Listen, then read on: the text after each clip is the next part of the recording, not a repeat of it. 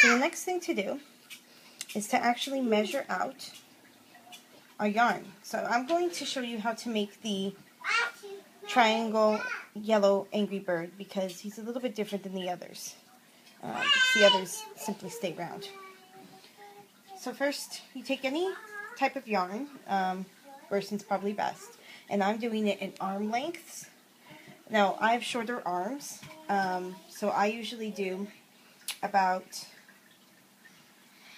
8 arm lengths to do one, and that's how you get the really fluffy ones.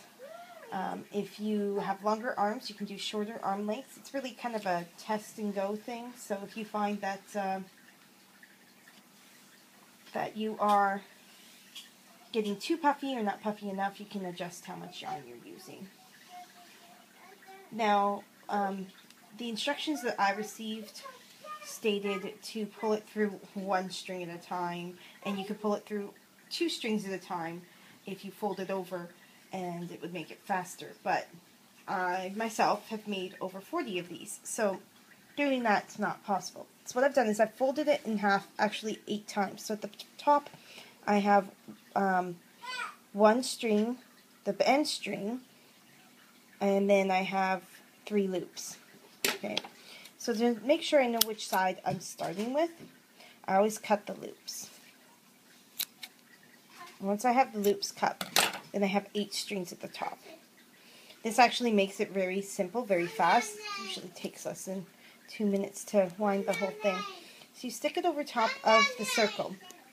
Now, because we're using multiple strings, you can't use a needle or anything to thread it through. So you really want to make sure you hold tight onto the strings that are open, and then you pull it through like that. You lap it over, you pull it through again. Now, the great thing about this, because the opposite ends are all loops, if you for some reason miss one of the threads, it will actually get pulled through with all the others eventually. So, and just keep pushing it through. Again, if you have smaller hands, this may be more difficult, so you may actually want to try having less strings at a time. But for myself, I find this works best. It's most efficient. So you just pull it through like that.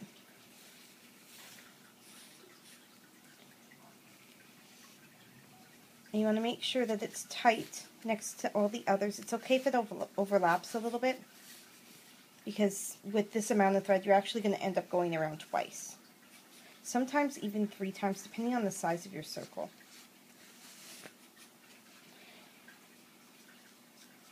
Okay, and you can see we've gotten to the other end, and we're going to overlap again.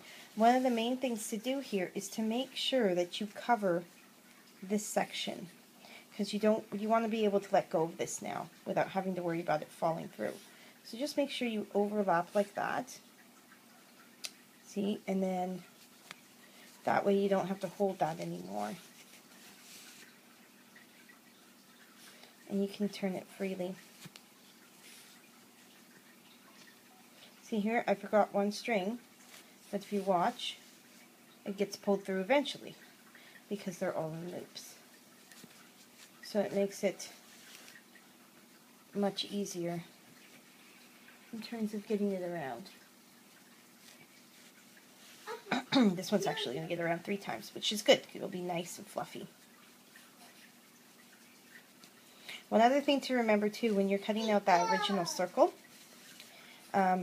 you do want to make sure that you're going to be able to hold on to it. I got smaller hands, so I need a smaller circle, because you need to be able to hold on to the center part. If the center part is too big for your fingers to hold, you're just going to have threads flying everywhere, and it will be a waste of thread. And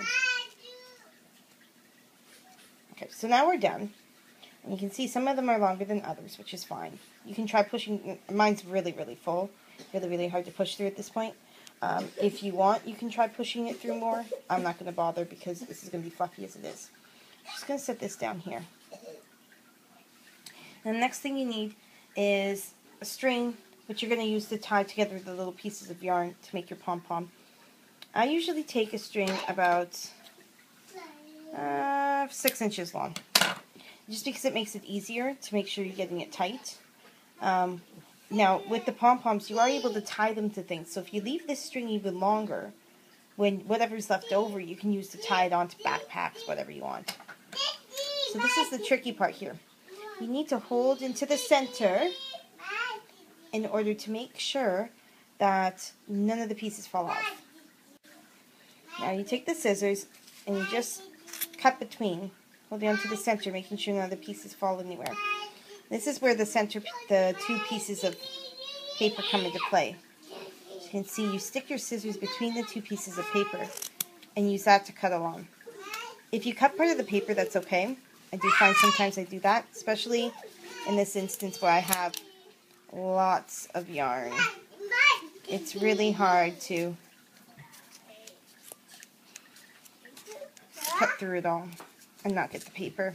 So now you can see that it's cut all the way around, and you can see the two pieces of paper all the way around. So what you do is you take the string and you lay it between the two pieces of paper. You're going to pull it around to the other side. Make sure that it stays between the two pieces of paper. And now you have it on your ball there. You'll notice it's already starting to look kind of like a pom-pom. So now you just have to tie it and pull it as tight as you can without breaking the yarn. And I say that because I've done that several times where I've broken the yarn. Make sure you tie it twice. And if you think it could be even tighter, flip it over. Tie it again on the other side. Twice. Now this is where things differ between what I do and what I was taught. You can go ahead and cut it, and mine's actually broken, so I'm just going to slip it off here. You cut it and you take it off, take the paper off like that. This side's not quite broken through, so I'll show you what else I would normally do, is I would just squish it off like that if it weren't broken. And then that way you could reuse it, because if you're going to do quite a few of these, cutting out all the circles is a pain in the butt. Now you have your pom-pom. And again, you can use these pom-poms for anything, but we're going to make it into an Angry Bird. And because the yellow Angry Birds... Just one second.